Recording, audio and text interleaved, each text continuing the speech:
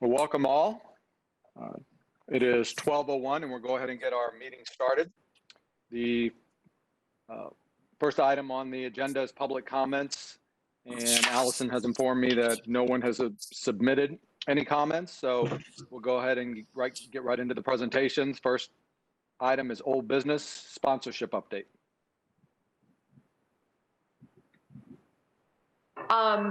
Chris Kitty was going to join as well. I know he was signing on right now, but pretty much where we are with sponsorships is, oh, Chris just joined. Chris, do you want to give the update on sponsorships in the clerk's office? Hey there. Yeah, so the step we're at right now is we've reached out to the clerk of circuit court. That was one of the processes that the legal team asked us to do, to go to management and budget and then to the clerk. We've reached out to several people at the clerk's office and haven't had a response back yet. So I just sent an email out today to Dan Klein. Hopefully he gets back to us. So that's kind of where we're at with the sponsorship program right now. Can you provide some insight as to the questions that you're asking the clerk's office? Yeah, so basically, we basically want to show them our whole proposal and make sure that they don't see any issues with what we're doing and that they feel that it's aligned with county policy. The clerk's office is specifically in the sponsorship policy for the county. So whereas they really aren't too involved with the way that we want to move forward with the sponsorship funds, we want to make sure we get their sign off so that we've gone through all of the processes and gotten all the correct sign off. So somebody can't come back later and say that we didn't, do something correctly. So we've tried calling and emailing, and Chris got another name, so he reached out. So we're gonna continue to try and reach out to get somebody to contact us back. Okay, thank you. Anyone else have any other questions regarding sponsorship update? All right, we'll jump right into a reopening update. Forrest, do you want to go first? Sure, thanks, Rick. Yeah, on our end, we are at the final approval stage and expect to reopen fully all of our campgrounds on Monday of next week. Right now we're at 50% capacity, and we have been since the start of the pandemic. So we're looking to reopen at 100% capacity next week. We're also looking to open up to 3 picnic shelters at each regional park. These would be first come, first served shelters, and they would all be small shelters as well, with right now, at least with groups of no more than 10. But again, from a rental perspective, we're not going to charge, at least for now. And thirdly, Apollo Beach, we're at 50% capacity on parking. We're going to reopen hopefully next week to 100% capacity. And that's pretty much it on our end. For the most part, everything else is open. Lithia Springs, we're not looking to open that anytime soon. We'll see how the pandemic goes over the next month or two. Of course, weather is getting colder, so the demand for the spring is very light during the winter months, obviously. And nature centers, we're going to look to open those hopefully by the start of the year, or hopefully February at the latest. I do need to work with our facilities management team to make sure that they have a comfort level with reopening those nature centers. And of course, the 2 nature centers are located at Lettuce Lake Park and Upper Tampa Bay Park. So I'll keep you advised on the progress on that. And that's it for me. All right. On our Parks and Rec side, we've essentially opened everything at some capacity. We opened up our recreation centers just a couple of weeks ago to start allowing pickleball. We're doing online registration, and as I mentioned, at a limited capacity. We also opened our shelters and our basketball courts at the staffed locations. Things have been going well for the most part, and we're going to begin to move forward starting next week with opening up basketball courts and more shelters at additional locations. So, the after-school program has been going well. Pickleball has been going well. Skate parks are packed. People want to get out and exercise. So we are doing the best we can to just keep an eye on everything and make sure people are doing their best to social distance or wear masks when that's not possible. That's where we're at. Rick, when you said things have been going relatively well, I'm assuming that means there hasn't been any major outbreaks, but I assume that there have been some COVID cases and you guys have just addressed them based on your procedures? Exactly. Yeah, when I say things are going relatively well, it's just, based on the current situation that we're in. Our youth league positive reports have increased over the last couple of weeks. And the leagues are doing a good job at reporting to us and shutting teams down when they have those positive contacts or cases. So we're doing the best we can in this current environment.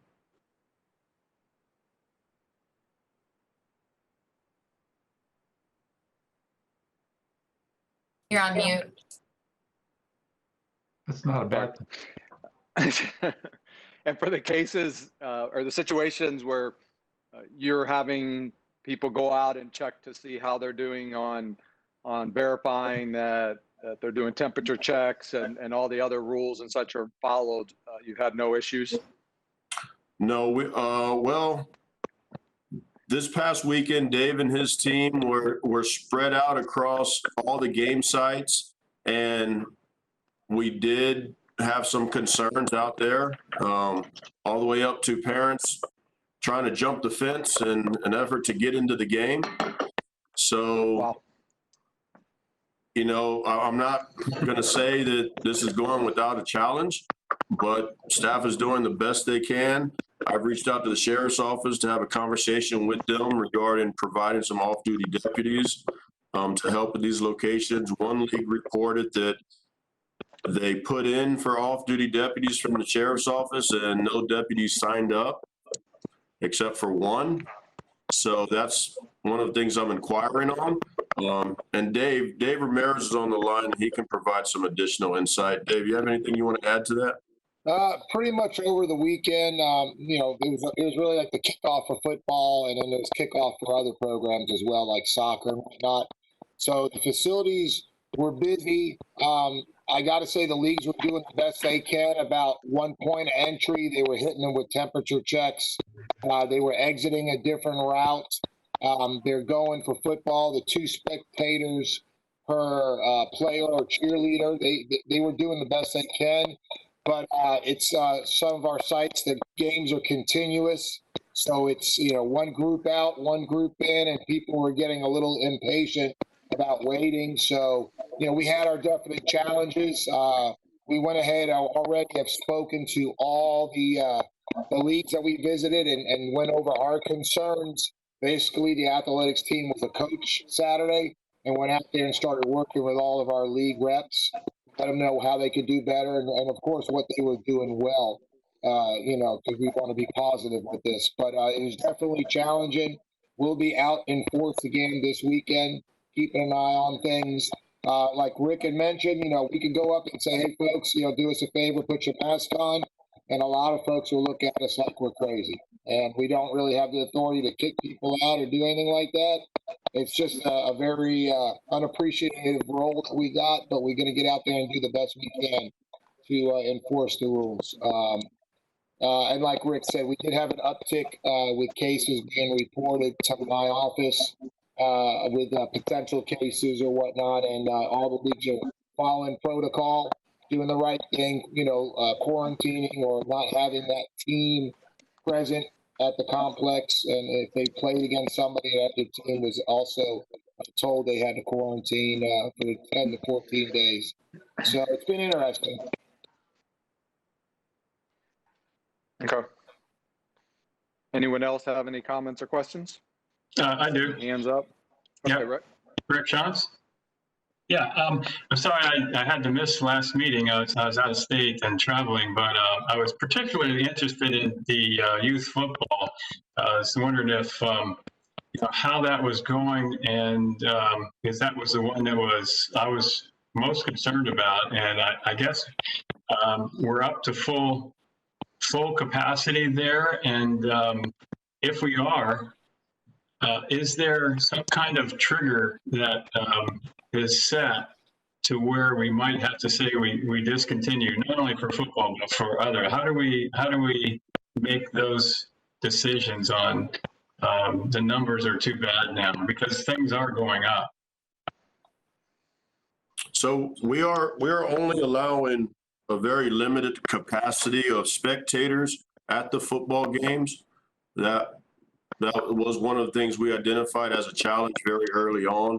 So instead of a couple thousand people being at these games, there's only a couple hundred. Still a lot of people, and and it has been a challenge. And we had a lot of pressure at the beginning to allow more people in, and we stuck to our guns and kept it at 2. So I'm glad we did that. As far as those sites have been one of the biggest challenges, just because of the nature of the game. And when I say that, it's kind of easy to spread out around a field at a baseball game. There's a lot less kids participating in the game. When you look at football, you have a lot more kids on the team. Then you add in the cheerleaders. Some of our game sites only have stands on one side. So, and we have a game site like Skyway where there's 2 games going on at the same time, side by side.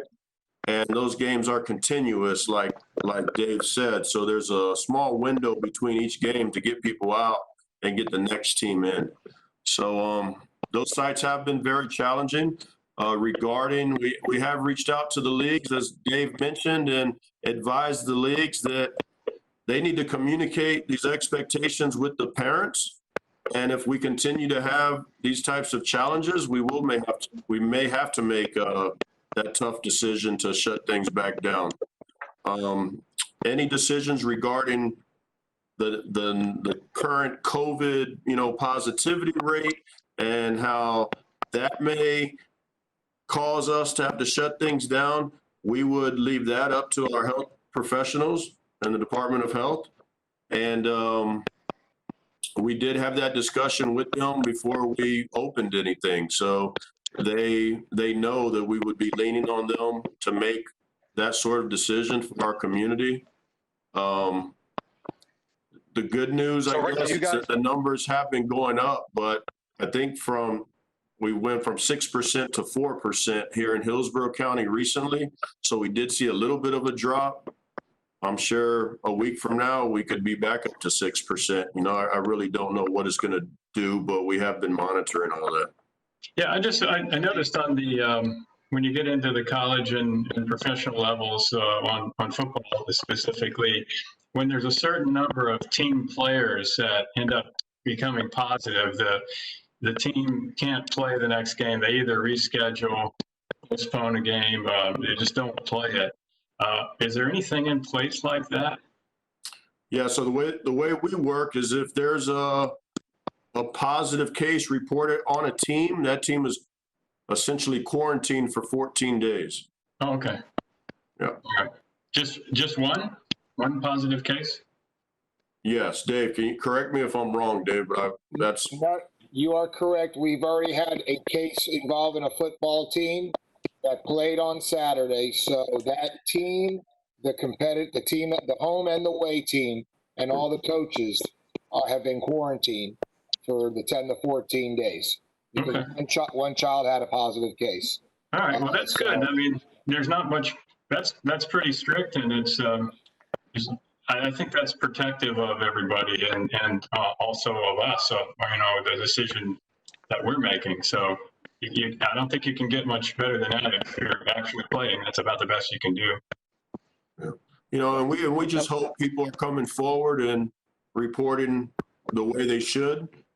And, based off the number of reports we've received, we think they are, but that's always a concern.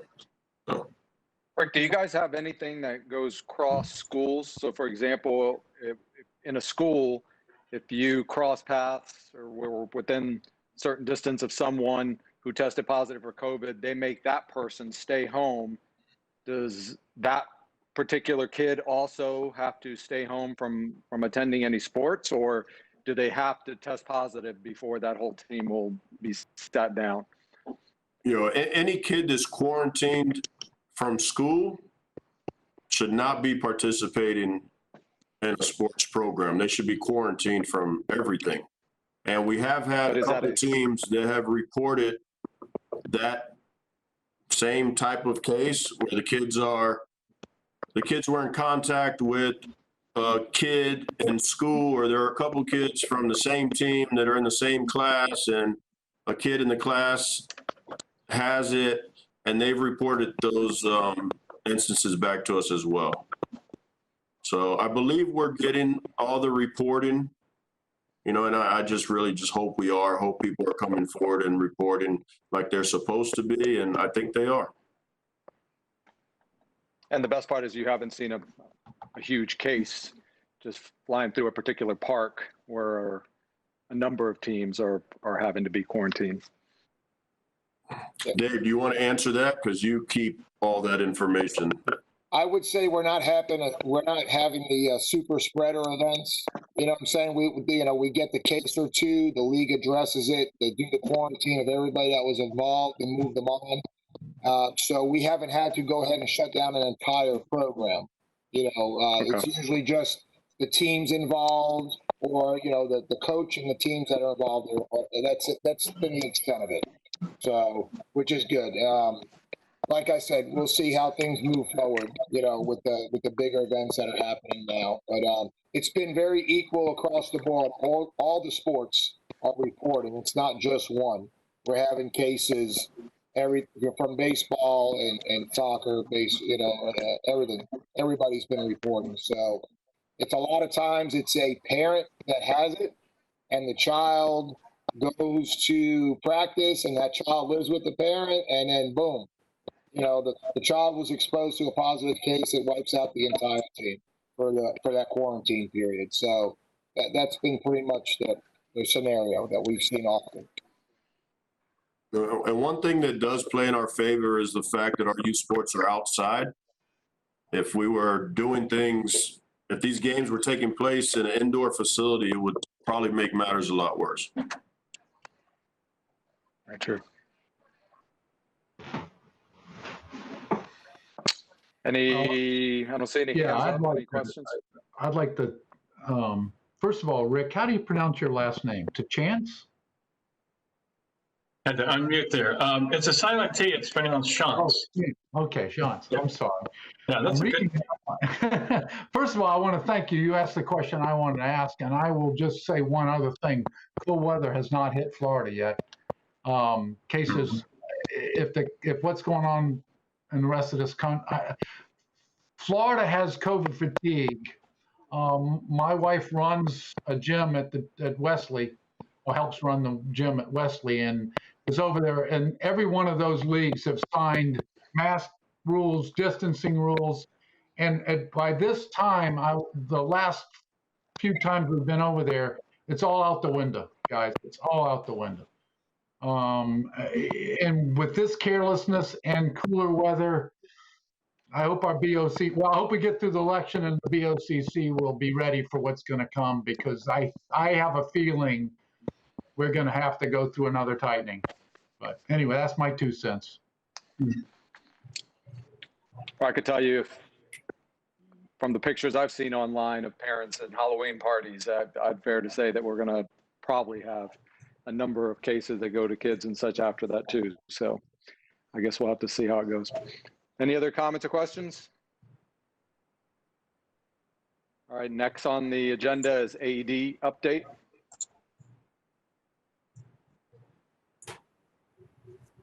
Okay, we were able to purchase 5 AEDs at the end of last year for use on athletic complexes.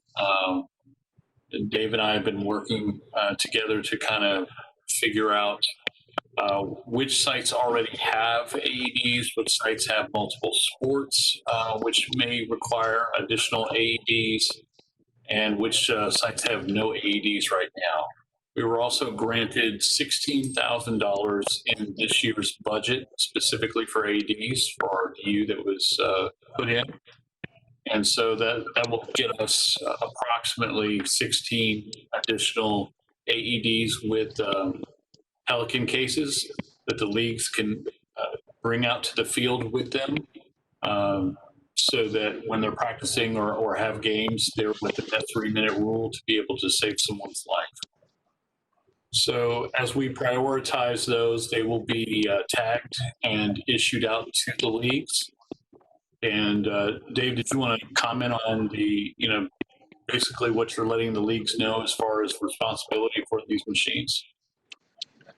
Pretty much when they're going to be distributed, Roland Rodriguez, coordinator for athletics, he's CPR first aid AED certified, so he's going to go ahead and get the units delivered. He's going to go over the demo. We're going to go ahead and find a location, safe location where it's going to be stored when not in use, and recommendations of where it would be needed when the programs are up and running. And that's pretty much it. As we get through the remainder, we'll go ahead and schedule an on-site meeting to go ahead and go over that. We're going to tag them, like James said. Our team, the athletics team, will go ahead and when they're out there doing their site inspections, we'll go ahead and make sure that they're up and running. Batteries are good, supplies are up to date, and that's how we'll monitor and keep an eye on them. Great. And James, if you said that, I apologize, but after we purchase those 16, what percentage of the fields will have the AEDs?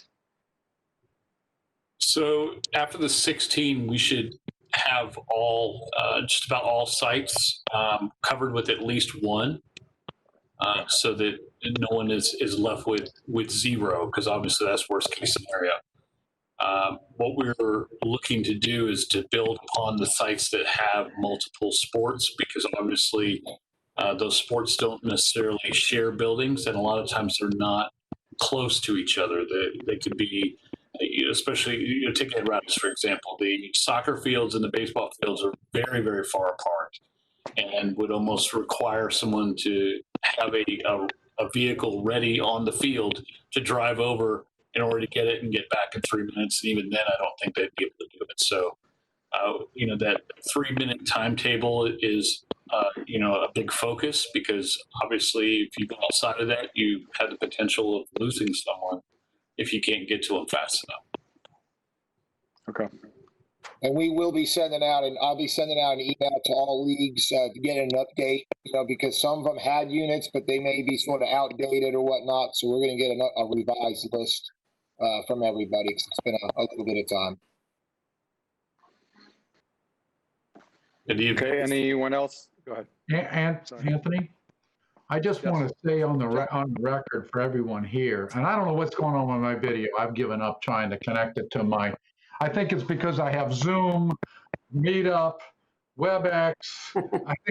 I think my camera's tired. But I have a friend in Pinellas that basically started to pass out, saw a fire station, pulled in, and was paddled twice before the medics got there, and is having open heart surgery today. He would not be with us if it wasn't for AED devices. These things, I hope the use is rare, but if they're not around, people die. So I think it's a great thing that we're doing this, and the county's committed to this, and we will hear of cases, hopefully not for a long time, where they're needed, and hopefully people will know what they're supposed to do.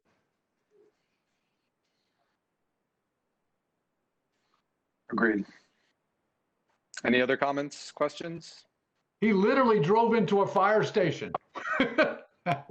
He just saw a fire station, drove in and collapsed. I mean, I don't know if I'd had that kind of thought process either, but you talk about being doubly lucky. So anyway, it's a good success story there. Absolutely. Okay, if no other comments or questions, my screen keeps turning off. So next on the agenda is new business. Any other old business anyone has? Wasn't on the agenda.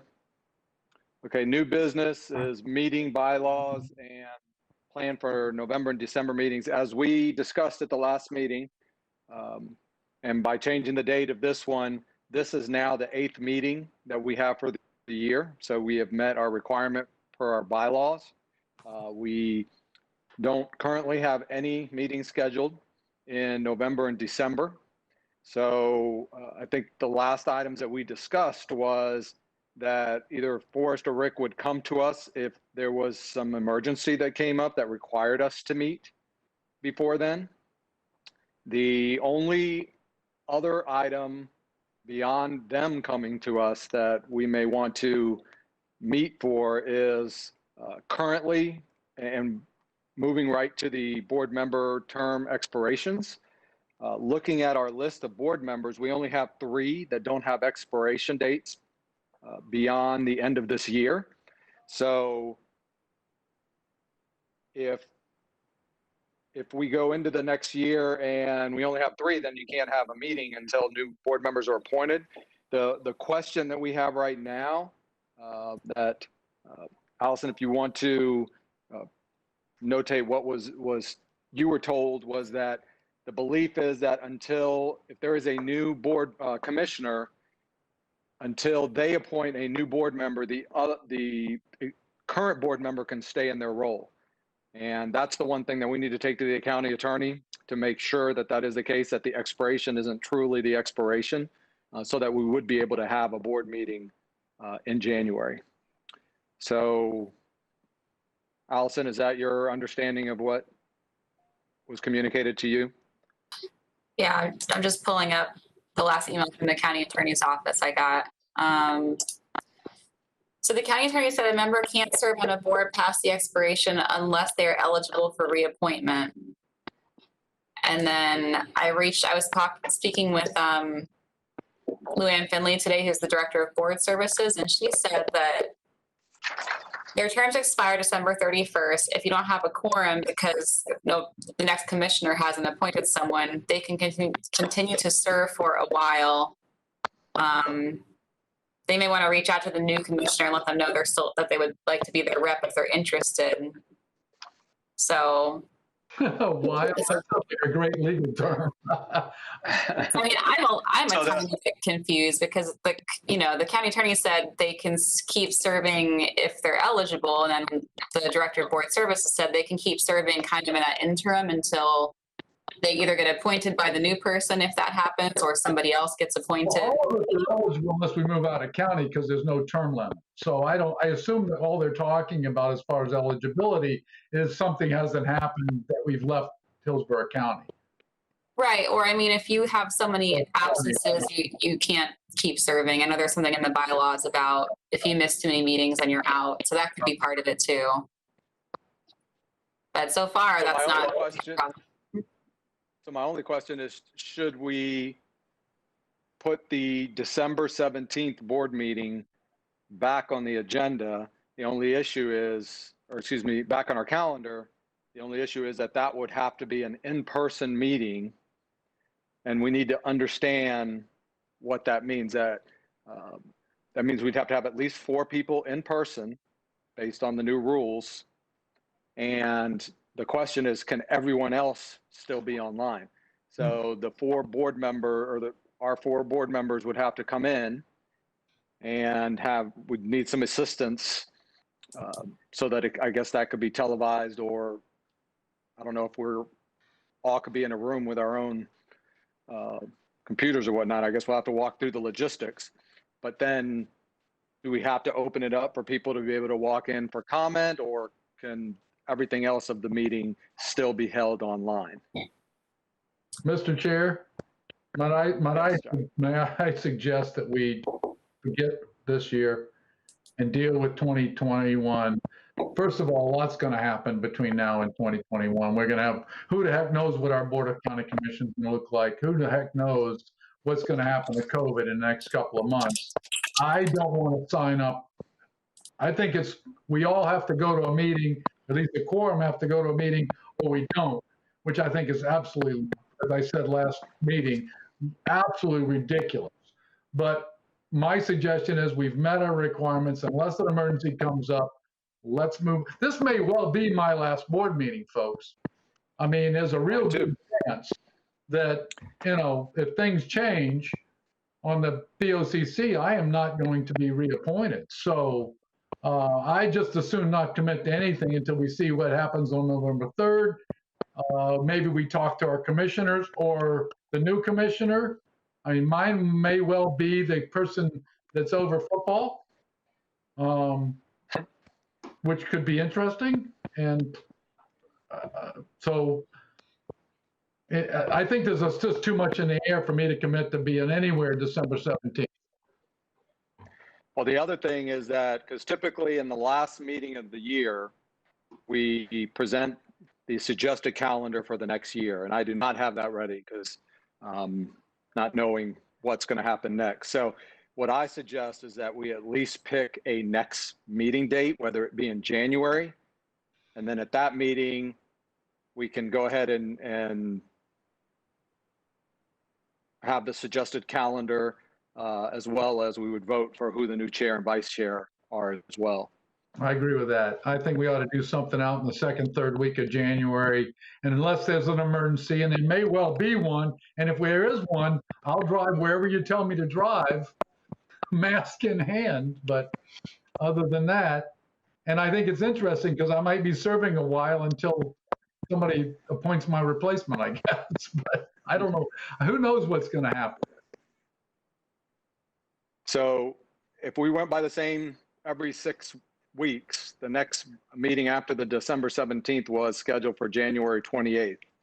So is everyone currently on the board okay with January 28th as the first meeting for 2021? Earl Jackson, that'll be fine for me. Okay. Yeah, this is Joe. That's fine with me. But if there is need to have an in-person emergency meeting, you know, I'm fine with that as well. Okay. Well, I will commit. And I agree. Yeah, this is Rick. I agree too. You know, subject to the emergency meeting, I would be one that would wear a mask and come. I'm sure we could set it up, you know, to be distanced apart for at least 4 of us.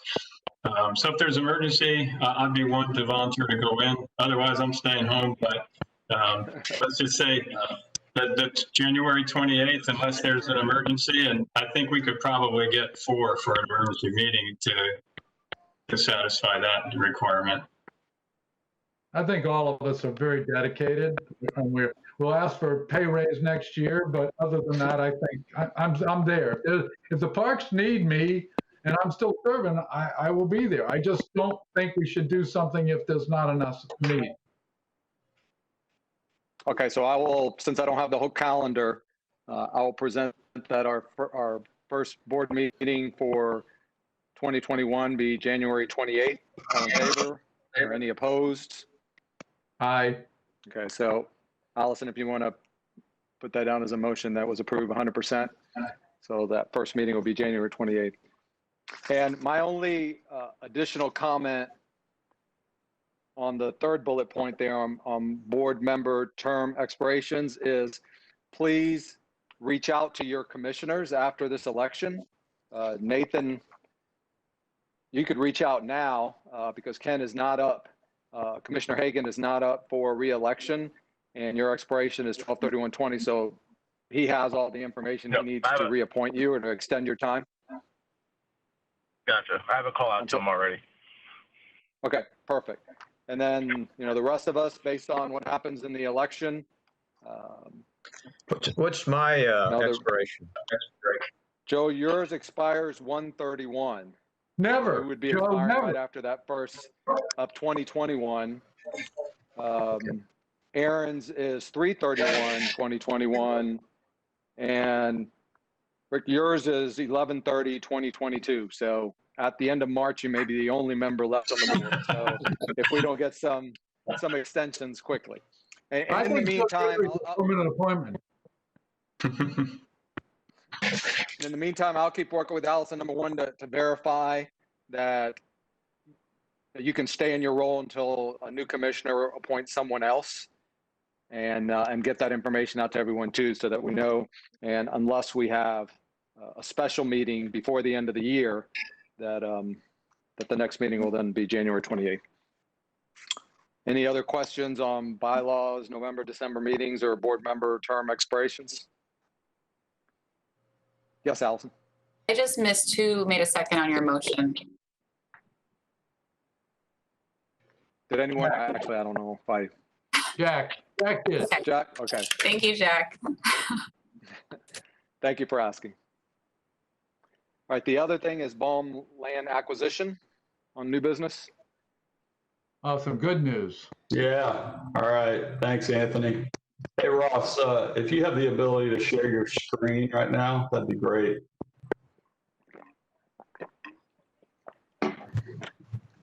All right, perfect.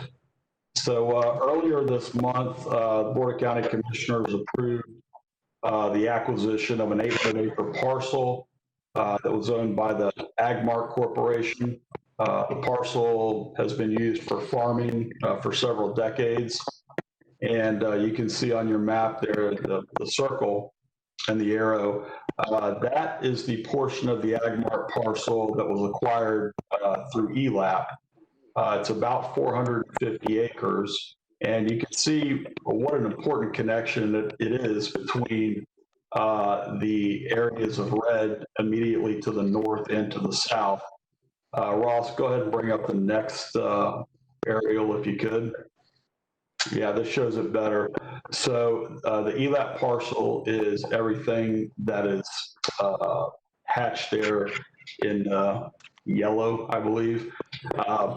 It is 450 acres, connects Bomboyette Scrub with the Balm Scrub Preserve immediately to the south. The other roughly 350 acres is owned or will be owned by Water Resources and be used as a water production facility. So in total, that is the 800-acre parcel that was acquired. On the ELAP side, for the 450 acres, we are going to spend about $24 million on that parcel. It's certainly a lot of money. But again, when you look at the development immediately to the north, which obviously expands even further than that, this really is the last piece of property, what we call the linchpin, that connects not only Balm Scrub and Bomboyette, but also other preserves to the north and to the south. And in total, it connects approximately 8,050 acres together. So we're very excited about that. The Water Resources parcel is also going to have a 150-foot buffer around the entire edge that'll be planted as probably either longleaf or slash pine as a buffer to their facility. So it's going to be great too that, that parcel will not be developed as, hundreds, if not, a couple thousand homes as it was planned to be developed. So the entire parcel was 38 million. Again, 24 million comes from ELAP for the 450 acres, and the other roughly 14 million is for the Water Resources that's hatched there in blue. And that's all I have for that portion. And Ross is going to talk to you a little bit about the restoration plan that he and I came up with for the 450 acre ELAP parcel. All right, can everybody hear me? Yeah. Yes. Okay. Sorry, I can't share my video. We are my family is all on quarantine right now, waiting results from my son. So I work in the living room, my wife works in the living room, my daughter works in the living room, and my son is quarantined to his room. But this is the restoration plan that Forrest and I came up with. One thing we had to be careful about on this site, considering the entire area has been cleared for farming, is trying to restore this entire site back to native habitats all at once would be very expensive, and it would remove funding dollars from other potential sites that we're looking to buy. So we kind of came up with a mosaic plan for this property. One, to buffer the site from neighboring developments, and two, to have the natural corridor connect the Balm Scrub Preserve to the Balm Boyette Scrub Preserve. So along the east side and pretty much the entire southeast corner, we're going to plant that as pine plantation. Not only does this provide a good buffer, it can give the soil time to settle and be ready for future restoration, and it provides revenue for the county about 10 to 20 years from now. We also planted along the north side a hardwood conifer mixed buffer. The goal for this is to reduce the need for fire in this area and also buffer the site from the neighboring development, which on this property doesn't show much, but this is an older aerial. Those are actually, that's all homes up there now. So we wanted to buffer the site from the neighboring development, not just from noise, but also from litter that may come over, from poaching issues, and even to catch seeds that may spread from invasive species that are planted in those yards. And then we focused in on the corridor, which when you're doing habitat restoration, the riverine corridor and the surrounding uplands are the most important areas to restore. So we're going to be doing direct seeding and riparian enhancement in this area. All of this is based on the soils that you see on the map here. So the St. John's and Basinger, those are wet soils. So we'll be turning that back into a riparian system that was here in 1938. And then we'll be planting the surrounding area with pretty much a mesic pine flatwoods, because this whole area stays wet. So it's going to be a nice little project for us. It'll keep us very busy over the next 5 to 10 years. And I think it'll be a great asset to that wildlife corridor between the two sites. And also, just to add on to that, this area is part of the headwaters for Little Bullfrog Creek, that eventually empties into Tampa Bay.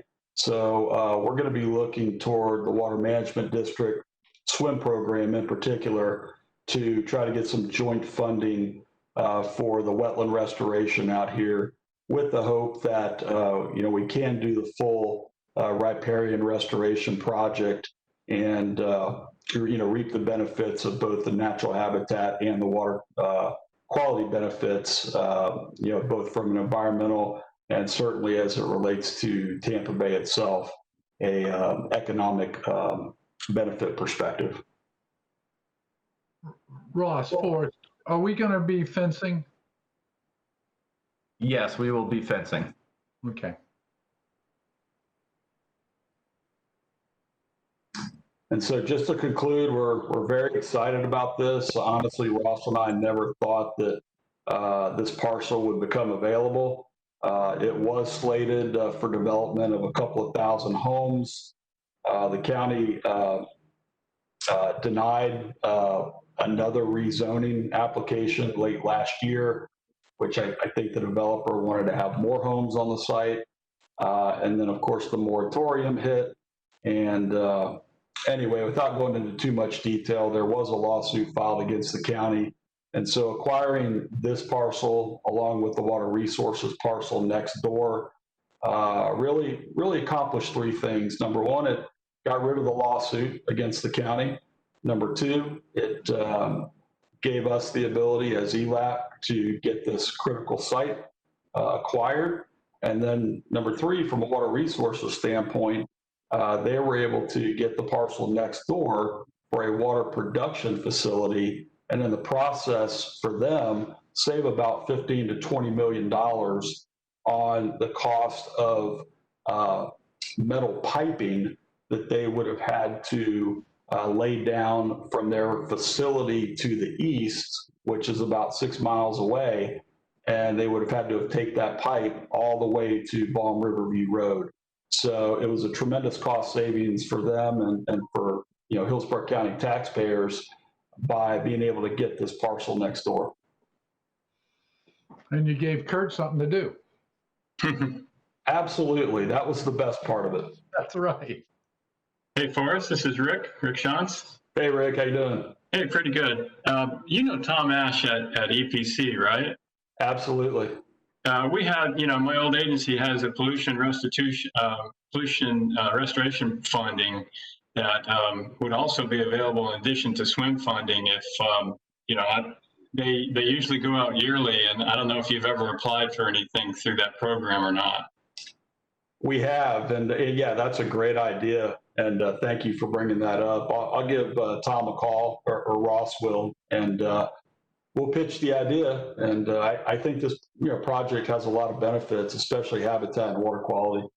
Well, this would be one of the top priority projects for them to fund, and I just don't know what the timetable is for when they go out for offers, for funding. But you guys could find that out, and I know it's you got 5-10 years, so you got plenty of time to wait for one of their funding cycles to come up, and I'm sure that it would be given a high priority. Yeah, absolutely. And what Ross and I did in terms of budgeting is we made sure we put $250,000 into a restoration account just for the wetland restoration part of this, so that we would have a match for an agency like EPC or SwiftMud. So it shows that we are committed to the project. Yeah, that always helps. Yeah. Okay, good.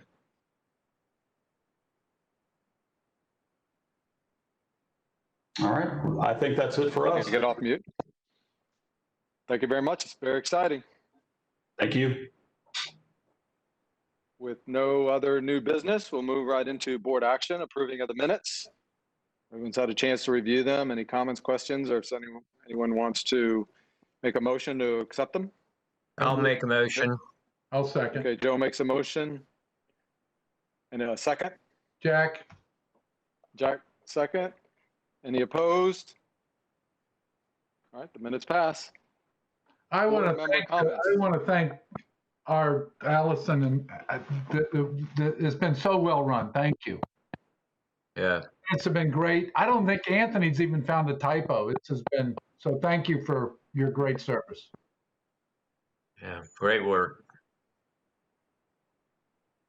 Thank you. Any other board member comments? I know, Jack, you'd mentioned that this could be your last meeting. That's the same for me. So after 20 years, if this is the end, I just wanted to thank everyone. I know Jack and I are the only long-termers left on the board, and now our commissioners are running against each other. So the odds are one of us are not going to be back. So I just say I enjoyed it. I've enjoyed meeting all the new board members, and enjoyed working with all the staff for the several years I've been on the board. I think that yours may have a better chance of winning than mine. I actually voted for yours, so. You want to get that on record? Don't say that out loud. No, I don't. It'll be better. I'm more interested in District 1 would probably be, that's what I've represented since Kathy Castor, Democrats and Republicans, and I'm not sure that, well, I don't know. I'm going to leave my personal relationship with individuals off the table here. Yeah. Any other comments? Thank you both. Thank you. Thank you. All right. If no other board member comments, any communications, activities, or staff member comments? We do have a few comments that I want to get you guys up to speed on. One, I'll let Allison speak on. We did just receive an award this week, and I would like for her to give you some information on that award. Carrollwood Village was recognized. And also we have a few spots on the media We were with Charlie Belcher yesterday morning, and we have a couple other opportunities coming up that I would like Dana to speak on. And then Adrian, please give them an update on what's happening tomorrow night at our rec centers. So Allison, you get to go first. So we had a ceremony on Monday, or maybe it wasn't Monday, but it was this week, a couple days ago, for the Planning Commission had their 38th annual Planning and Design Award. So we submitted an application for Carrollwood Village Park, and it won in 2 categories. You can apply for different categories. There's, I think, 10 different ones, and we got play, and the other one, it's right in front of me, but it's just blanked from my mind. Environmental. Yes, thank you. Environmental and in-play, perfect. So it's really exciting. I think this is our first time applying for this award, but the judges had great things to say about the park. I have a YouTube clip of the ceremony if you're interested in seeing it. But they were really excited about all the amenities. And of course, the story for that park is so good, you know, wastewater treatment plant to beautiful showpiece of the neighborhood. So. Can you send a clip out, Allison, by email to the board members? Sure. Thanks. All right, Dana, can you give us an update on all of our stories in the news and what you've been working on and will be working on? Absolutely.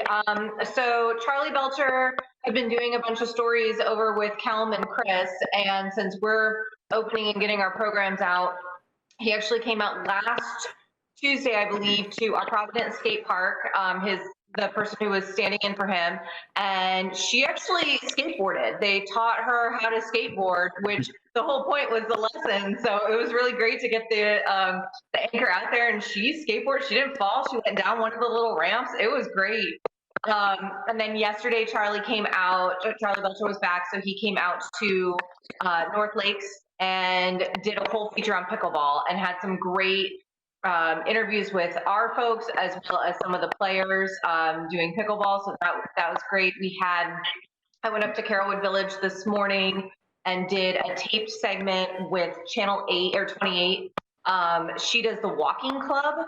And so we're kicking off the hiking spree is basically what we're doing. So we talked about the hiking spree, started at Carrollwood Village. We're trying to get her to do a few more since we have the different, basically the different kinds of trails that you can use. Ours are more paved. We have a Spanish media going on. Actually, it happened at noon today. We have one of our staff members doing some Spanish media. She's talking about one of our events coming up as well as the hiking spree. She had something today and she has something tomorrow morning. And then Monday morning, Chris and I are going to tag team over at Carrollwood Village for Charlie Belcher and the hiking spree. So Chris and I have a friendly competition over who's going to do better and get more airtime, and then maybe have a dance off, right, Chris? I don't know about the dance off, everything else. Awesome. Thank you, Dana. Adrian? Hello, Adrian Rouse. Dana, I think you should not allow him to opt out of the dance contest, and that's going to be our win right there.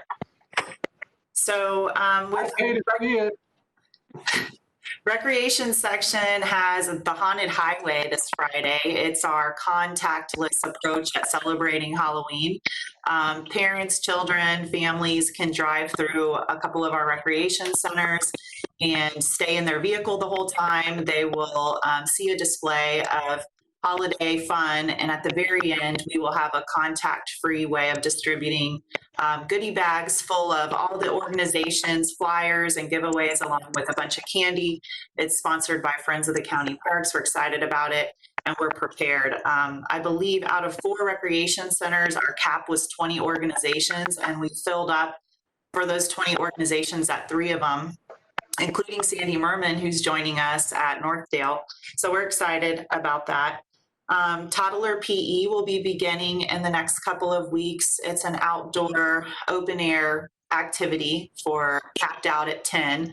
Parents will come along with their child, and our staff will facilitate some outdoor fitness and fun with the youngsters. We've started pickleball. It was highlighted. Pat was just on, like Dana had mentioned, with our morning show with the media, talking about all of our pickleball fun. So we have lessons and we have indoor activities as well as outdoor activities. The outdoor activities are free and indoor lessons are free. And then we have indoor play that we've implemented a cost and people have been willing to pay. So we're excited about that. Our hiking spree is kicking off. Dana's going to be talking about that. We also have Move Hillsborough coming up. This would be a new program. We're trying to join forces with our healthcare services and also conservation and environmental lands management. We had a meeting the other day to get it kicked off. Chris Kitty was there. We're excited. And our healthcare team is eager to be a part of that. And what we would be doing is encouraging people to move all through Hillsborough by mapping out our different parks. They could move through on bicycle, by jogging, or by hiking, walking, and they would set goals on their own to hike or walk or jog from, say, Keystone Park to E.G. Simmons Park, and the mileage would be listed, and they could do that in the comfort of their own neighborhood or at their own neighborhood park, and they just track their miles along the way. So we're searching out ways to work with our health services team to get the word out and also get some help with funding so that we can give out some incentives to people who hike a certain amount of miles or bike and hike and so forth. Also, Carrollwood Village Nature Center walkthrough and Ranger Station walkthrough is this week. It's tomorrow. So we're hoping to have final completion on both of those and be able to start new programs at that location. And we also have our new fountains in at Carrollwood Village, as well as LED and solar lighting.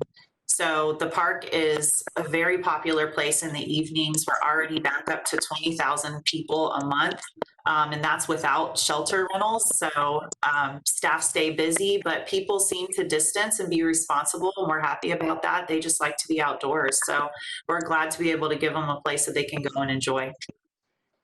That's pretty much all I have. So if you guys have any questions for me. That's great. There's no other comments or questions. Any other communication activities or staff member comments?